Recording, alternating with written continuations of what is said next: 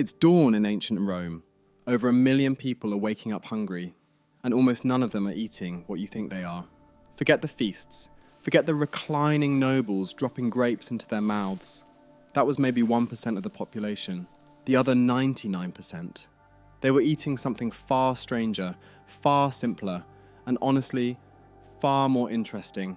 At its peak, Rome was home to over 1 million people, the largest city on earth at the time.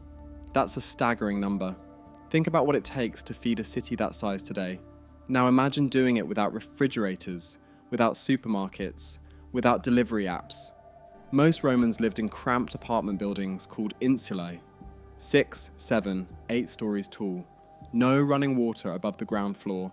And here's the detail that changes everything. No kitchens. Most Romans didn't cook at home. They couldn't. Open fires in wooden apartment buildings meant one thing: the whole block burns down. And Rome burned down. A lot. So instead they ate out. Every day. Rome was absolutely packed with thermopolia, essentially ancient fast food counters. Archaeologists have found over 80 of them in Pompeii alone. One cannot walk far along the streets of ancient Pompeii today without encountering the remains of a food stall. You'd walk up, point at what you wanted from the pots embedded in the stone counter, and eat standing up on the street. No table, no chair, no ceremony, just food, fast. So what was actually in those pots? Mostly pulses, lentils, chickpeas, beans, a thick grain porridge called pulse, think rough polenta, that Romans had been eating for centuries. Bread, lots of bread, olives, olive oil, a bit of salted fish, and then garum. If you've never heard of garum, you're about to wish you hadn't. It was Rome's most beloved condiment. They put it on everything. Meat, vegetables, eggs, porridge. If it went in a Roman mouth, garum probably touched it first. And it was made by packing fish, whole fish, guts and all, into large clay jars with salt, then leaving them in the hot Mediterranean sun for months until the fish dissolved into a dark, intensely savoury liquid. The smell during production was so unbearable that garum factories were banned from operating inside city limits. And yet Romans couldn't get enough of it. It came in different grades. The cheapest, called alec, essentially the paste scraped from the bottom of the vat, was given to slaves. The finest garum, made from the viscera of tuna, could sell for the modern equivalent of $500 a bottle. Pliny the Elder called it one of the most precious liquids in existence, second only to perfume. A sauce made of rotted fish guts, more precious than perfume. That is Rome. But garum wasn't even the strangest thing on the menu. Here's something that surprises almost everyone. Romans didn't really eat breakfast, not the way we think of it. Most Romans woke up and had nothing, or at most a small piece of leftover bread dipped in olive oil or wine. That's it. No eggs, no porridge, not even close to what Hollywood shows. The Romans actually thought eating a big breakfast was unhealthy. One Roman writer complained that eating too much in the morning made you heavy and sluggish, which honestly sounds like something your fitness influencer would say today. Their main meal, the cena, came late in the day, late afternoon into early evening, and even that wasn't the lavish feast we imagine for most people. For the wealthy, yes, multiple courses, exotic ingredients, entertainment, reclining on couches. For the average Roman, a bowl of pulse, some bread, maybe an egg if they were lucky. And here's where it gets really interesting. The Roman government knew that if people didn't get enough food, the city would collapse. So they did something extraordinary, something that no modern government has ever quite replicated. They gave it away. The Annonae was Rome's grain supply system, and at its height, the Roman state was distributing free grain to roughly 200,000 citizens every single month.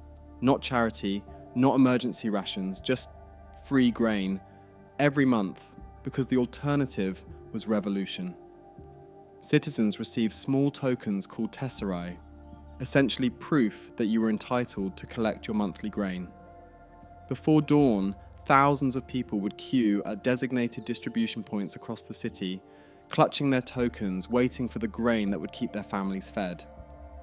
It was a bureaucratic miracle, grain shipped from Egypt to North Africa, stored in enormous warehouses, measured and distributed by an army of officials whose sole job was making sure Rome didn't starve. The Emperor Augustus himself called the grain supply one of the three foundations of Rome, alongside the army and the treasury. Because a hungry city was a rioting city, and Rome had learned that lesson many times over. This system reshaped everything Romans ate, because when grain is free, you build your entire diet around it. Bread became the foundation of everything, and Roman bakers became extraordinarily important. Archaeologists have found entire bakeries preserved by the eruption of Vesuvius, complete with millstones, ovens, and even carbonized loaves of bread still sitting on the shelves. 2,000-year-old bread, still there. They even found one loaf in Herculaneum with the maker's name stamped into it. Celer made that bread. He was a slave, belonging to a man named Quintus Granius Verus. But here's the part that stays with you. Celer survived the eruption. We know because his name appears later in a document of freed slaves. He made bread. He survived. He was eventually freed, and his bread outlasted everything, sitting in an oven in Herculaneum for 2,000 years, waiting to be found. But if the poor ate grain and garum, what did the rich actually eat? And here's where the story gets genuinely bizarre. Roman aristocrats didn't just eat to live, they ate to perform. A dinner party, a convivium, was a political event as much as a meal. You invited the right people, served the right food, and demonstrated through every course that you were a person of power and sophistication. And the food they chose to serve tells you everything about how they saw themselves. The menu could include flamingo, dormice fattened in special clay pots called gliraria until they were too fat to move, then served glazed in honey and rolled in poppy seeds. Sea urchins, ostrich, peacock, whole roasted boar stuffed with smaller animals. The Roman writer Petronius described one legendary feast, hosted by a fictional nouveau riche character called Trimalchio, where course after course arrived in increasingly theatrical form. A whole pig that when cut open revealed sausages and black pudding inside. A roast the size of a calf, dishes shaped to represent the signs of the zodiac. It was performance, pure theatre, food a status signal, and then there was the red mullet.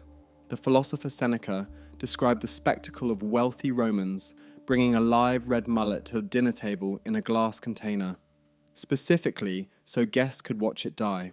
Because as it died, the fish shifted through extraordinary shades of red and gold. That was considered entertainment.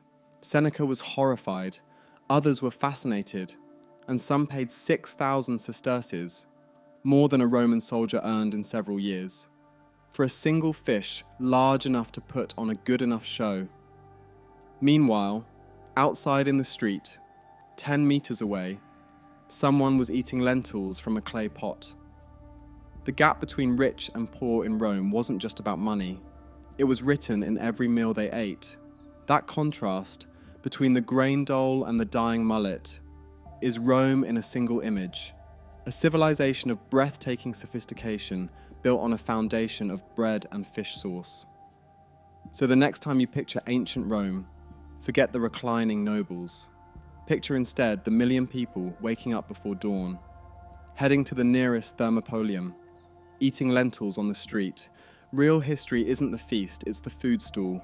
It's Celer's bread, made by a slave, surviving a volcano, outlasting 2,000 years. It's the fish sauce that smelled terrible and tasted extraordinary. That's the Rome that actually existed. And it's far more fascinating than anything Hollywood ever invented.